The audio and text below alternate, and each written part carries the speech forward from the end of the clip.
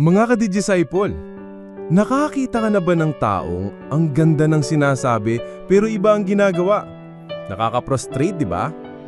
Panahon na muli para ibahagi ko sa inyo ang kaunting mensaheng nakapagpapatibay ng loob sa pamamagitan ng Ebanghelyo ngayong araw, August 23, Saturday of the 20th week in Ordinary Time.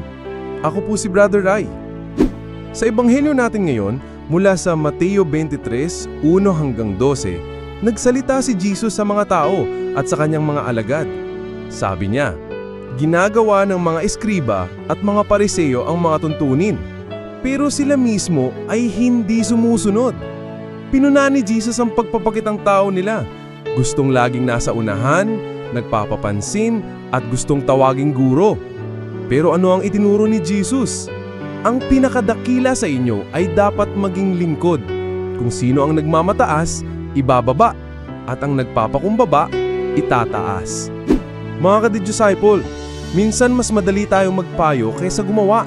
Pero ang hamon ni Jesus ay malinaw. Hindi lang salita, kundi gawa.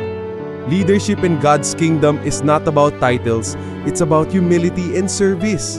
Ang tunay na dakila ay hindi yung nagpapataas ng sarili, kundi yung handang yumuko para maglingkod. Mga ka-disciple, ngayong araw, tanungin natin ang ating sarili. Sa mga ginagawa ko ba, nakikita ba ang kababaang loob ni Kristo? Ako po si Brother Rai.